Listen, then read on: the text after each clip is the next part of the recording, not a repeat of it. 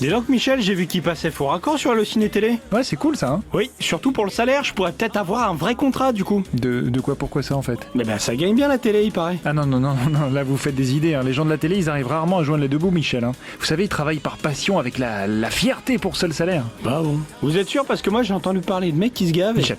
Bonjour à tous et bienvenue dans Fort Accord, votre analyse d'après-film en compagnie de Michel, le spécialiste technique de l'émission, qui va nous parler aujourd'hui de L'Arme Fatale 3 et 4. Bonjour Michel. Bonjour Michel, une perche dans le plan, une voiture rouge qui passe 2 fois dans le cadre, rien ne m'échappe. Et par quoi allons-nous commencer, Michel? Par une voiture rouge qui passe 2 fois dans le cadre. Ici une première fois, je laisse défiler. Pas de conneries.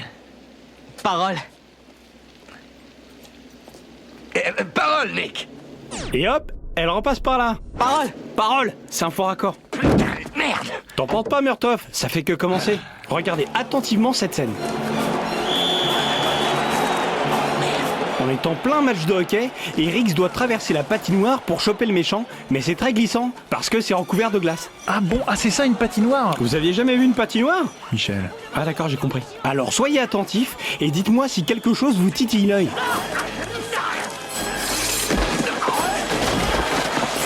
Alors? Non. Et pourtant, si vous regardez bien, Riggs se fait bousculer ici. Plan suivant, on le voit sur le point d'entrée sur la glace derrière. Juste après, on le retrouve en train de rouler suite au choc. Une erreur de montage, je vous le repasse à vitesse réelle. Ah là vous m'impressionnez parce qu'il fallait carrément le voir. Et c'est pas fini Michel, regardez cette scène.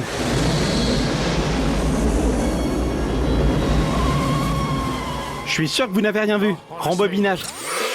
Tac! Ici, l'avion a une bande rouge fine. Une bande blanche fine. Ah mais mettez pas du jaune dessus sinon on voit plus les couleurs, Michel. Ah ouais. Et il y a une grosse bande bleue en dessous. Mais sur le plan suivant...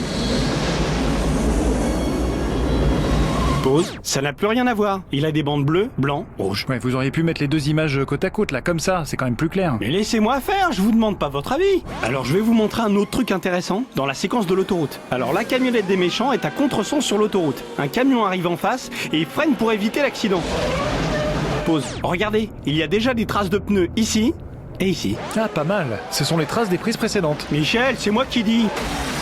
Et un peu plus loin dans la scène, tac, la camionnette emprunte une bretelle en construction. Et rebelote, il y a déjà des traces de freinage.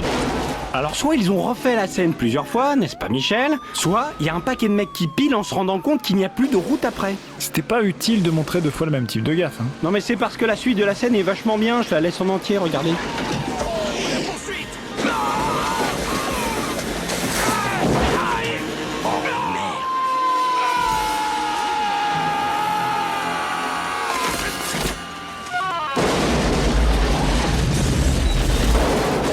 Ah ok, j'ai compris, vous allez nous dire que la moto est tenue par un filin ici. Non, j'allais dire que ça coûte une blinde d'exploser des véhicules comme ça. Ah oui, ça c'est clair, oui. Du coup, plutôt que de flinguer une bécane pour chaque plan, c'est plus économique de filmer la scène à plusieurs caméras. Retour arrière. Vous voyez ce petit monticule là? Il y a une caméra dedans. On le voit ici encore. Et cette caméra sert à faire ce plan là. Et celui-là de plan, vous savez qu'il fait? J'en rembobine un peu. Tadam! Dites bonjour au cadre Steadicam et à son assistant déguisé en ouvrier. Ah j'hallucine, je l'avais pas vu. Allez-y, continuez Michel, je commence à trouver ça intéressant votre travail. Au bout de 50 émissions, il serait temps. Alors, il y a une autre scène d'autoroute au début du film.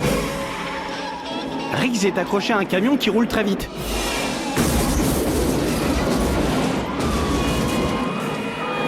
Là, on a un plan en plongée du haut de sa tête. Et là, pause, on a le cadreur qui filme ce plan. Ah, comme quoi l'équipe technique prend des risques sur un film d'action. Ça doit être des stagiaires, ça vaut pas grand-chose un stagiaire. Continuez Michel. Dans ce film, il y a plus de techniciens visibles que de figurants. C'est un festival. Je vous en montre un autre, pour le fun, à la fin de cette scène. Voilà, regardez bien dans cette petite fenêtre. Attention, je fais lecture. Eh ouais, c'est un cadreur. Alors là pour le coup c'est pas évident. Si, regardez, on le voit bien, il a l'œil dans le viseur. Ah ouais, en effet, ouais. Bon d'accord, vous m'avez pas l'air trop emballé par celle-là, je vous en montre une autre. Ah oui, tu tiens bien. Ah non, la boîte à gants est pleine, mets le sous le siège arrière. Alors?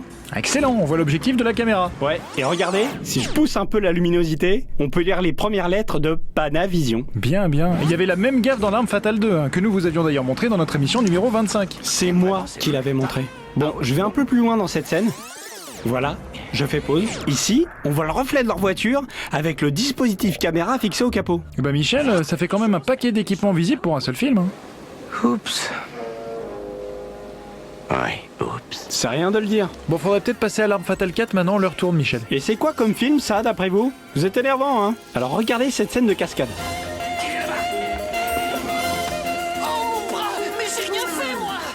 Il y a que chi comme cascade là-dedans. Vous appelez ça une scène de cascade, vous? Oui, à partir du moment où il y a une doublure. Ici. Doublure de qui? Bah, c'est censé être Mel Gibson. J'avoue que je comprends pas trop la nécessité d'une doublure pour faire ça. En plus, bravo le mec, hein, c'est un asiatique. Vous seriez à Hong Kong. Vous seriez mort. Bah, j'y suis pas, donc tout va bien. Et en plus, y a que chez vous qu'on essaie de faire passer un petit bonhomme en mousse pour un chinois. Vous devenez dingue là, Michel, qu'est-ce que vous racontez? Bah ici, le chinois, regardez bien, quand le camion le percute, c'est un mannequin en fait. Je vous la repasse. Je me répète à chaque émission, mais vous vouliez quoi? Que le camion roule sur le comédien? Mais enfin Michel, c'est qu'un chinois, ils sont 1 milliard. Vous seriez à Hong Kong. Vous seriez mort. Là, je veux bien te croire. Arrêtez tout de suite, vous voulez qu'on se prenne un procès ou quoi? Il y a plein d'autres raisons pour nous en faire un avant celle-là. Passons au rayon meuble. Bon, je vous épargne tous les plans où on reconnaît sa doublure, parce que là, c'est logique, c'est dangereux. Ce qui m'intéresse, c'est ça. Lorsque Mel Gibson arrive à entrer dans la voiture, regardez bien ce qui arrive à la table. Elle se fait éclater par une voiture. Mais dans le plan suivant, pause, elle est en parfait état. Mais c'est un petit faux raccord ça, Michel, et on peut dire qu'il y a beaucoup moins de gaffes dans l'arme fatale 4 que dans le 3. Attendez, là, j'ai pas fini. Voilà un truc un peu plus technique. Regardez cette scène.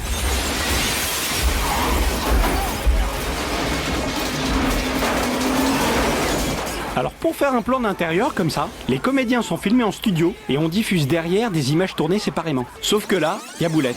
Regardez bien l'arrière-plan. Tac. Ah oui, il change complètement, ça fait comme une saute d'image. Bien vu Michel. Il nous fait perdre notre temps, ce type. En même temps, il a raison, il n'y a pas autre chose de plus spectaculaire. Si, c'est là. La bagnole se gare. Regardez bien la portière. Bien, j'aime bien, Pia Oh mais dites-moi, ce serait pas l'équipe technique? Je suis en forme aujourd'hui moi. Vilain.